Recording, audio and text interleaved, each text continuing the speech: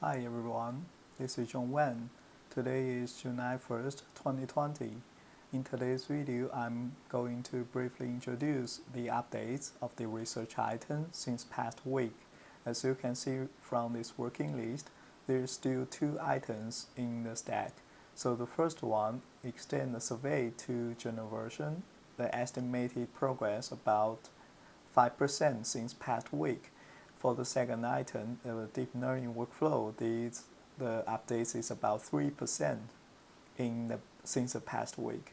So if we delve into the detail, for the first item, the updates included I made a YouTube video about WRPS algorithm based on my understanding. This is a YouTube video to explain in a high-level picture how the algorithm works. I also shared that algorithm with Dr. Liu and Dr. Che, and hopefully some feedbacks can come and for the further improvements based on this understanding. So a second item, I also rewrite the WRPS algorithm and its pseudocode in the survey, which is based on my understanding. But I think for this version, this is much better than the previous two. So based on that, I hope to get some feedbacks as well from Dr. Liu and Dr. Che, and we can further improve that.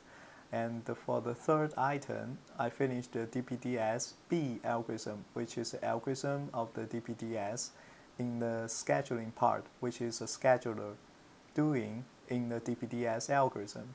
Furthermore, I worked on some other sections of the survey, such as the goal, requirements, achievements, and challenges of the workflow management system. So if you take a look at the survey currently we have, I'm currently working on the other sections, such as the goal of the workflow management system and achievements, and also put up some challenges here. So I'm putting the streaming problem as well as including two kind of solution right now. One solution is encapsulation, and the second solution is based on the calculus system as well as a type system. So this is two ways to solve the streaming problem for now. I will refine based on these current shape, and hopefully we can get better contents for the more. So I think that's for the first item. And for the second item, the deep learning workflow, we are keeping the second design to work on a GPU version of the deep learning workflow. But first current item I'm working on is for the learning process.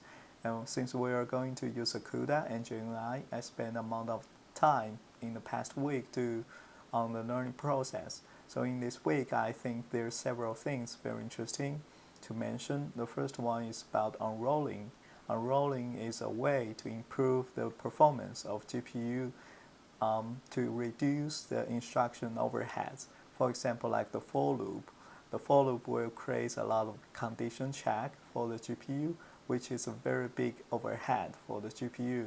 So one way is we can unroll the for loop. Here is an example of the code. Basically, this is exactly the same as what we introduced in the previous videos, because this is a summation of two arrays by the GPU, and before this section is a for loop, and unrolling, one thing is to unroll the for loop. So basically, we're doing the independent instruction check to unroll the for loop one by one, and then in every time we do a synchronized threads to make sure that all the threads or all the threads in a block is reaching to the same point, and then we move to the next step.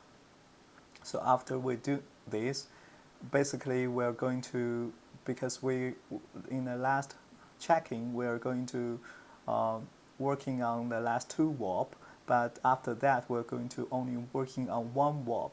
Then the question will comes, the problem will comes because we have the warp divergence. Warp divergence means that the threads in a warp is taking different paths.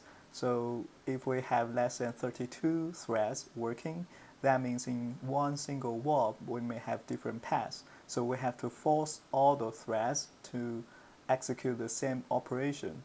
So this is how we unroll that. This will help us to make every thread is doing the same thing, even though some of them is not important at all. So basically, in the last step, all the summation will be in the first threads, and this one will return the final output. So this is unrolling. We have the thread block unrolling and warp unrolling. So the thread block unrolling is basically to reduce the thread blocks, and that can have less grades, less big grade or less thread we are need to execute the code, the kernel. And the warp unrolling is to resolve the warp divergence. And another interesting item is a dynamic parallelism. So before that, I hope to share some result with you. So this is a unrolling performance comparison. So you can see the CPU execution time is relatively small, and we showed last time the GPU execution on this reduction is relatively higher than the CPU runtime. But if we can carefully improve or unroll, do the complete unrolling, and then you can notice the performance is smaller than the CPU runtime. So this execution time is including the transfer time, data transfer time as well. So this is one improvement, but not only we can do this good, this is not the best we can do. Furthermore, we can optimize memory allocation as well as some other things. The performance will be further improved. So this is exciting to learn in a later class. So another thing is about the dynamic parallelism, and this is very interesting because this enabled us to launch kernel not only from the host but also from another kernel. So this is launch kernel from the device itself.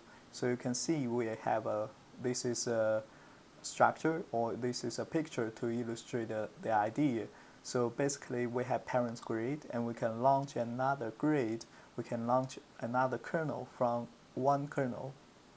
And furthermore, this child kernel can launch another kernel, and so on.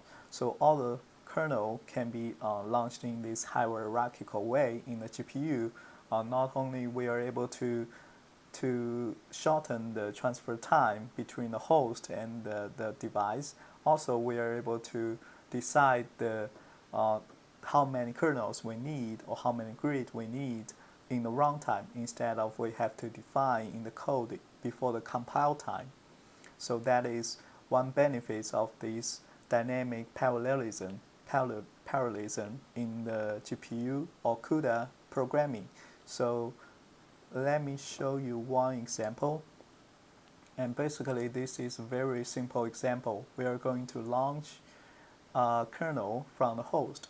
So basically we'll launch the kernel from the host, then we do a recursion.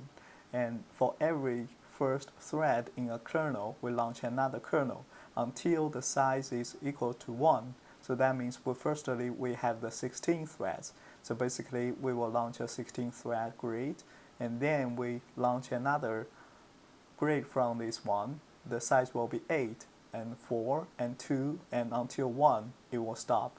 So if I show you the program, so basically I've already compiled it.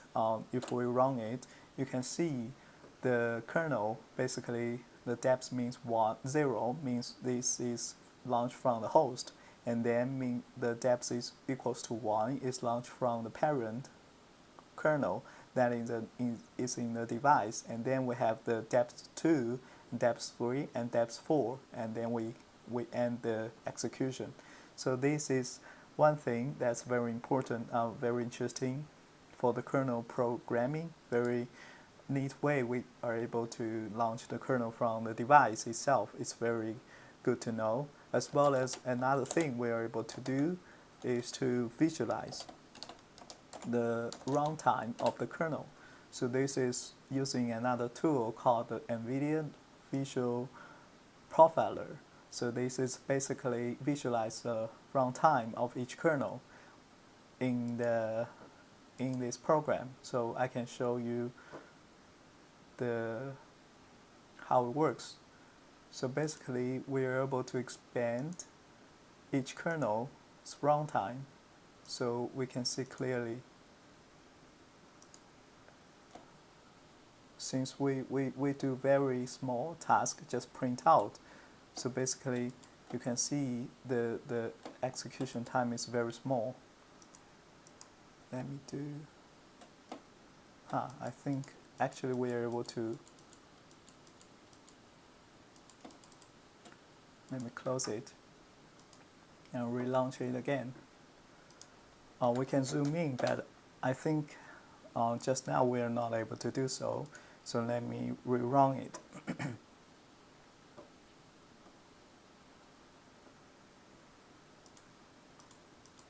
So we say finish. Basically, this will do the profiling.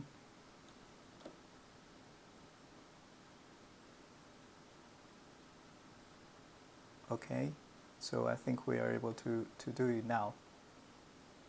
So let me resume it a little bit and expand the kernels we launched so far. Alright, so you can see from the kernel, this is a kernel we're launching. This is a kernel, first kernel we launched from the host, and then the second one we launched from the first one, and the third one, the fourth one, and last one. So basically, you can see the kernel, every kernel have to wait until all its child kernel finish. So a kernel only completes whenever all his child kernel finishes. So you can see the first one, even though the rest of time is not executing, it still waits until its last child finish its work. So basically, it's one feature or one specification of the kernel launching from the device. So this is another thing from the updates list. So I think that's pretty much of the updates from my last week. Hopefully you can enjoy this video, and until next time, happy coding.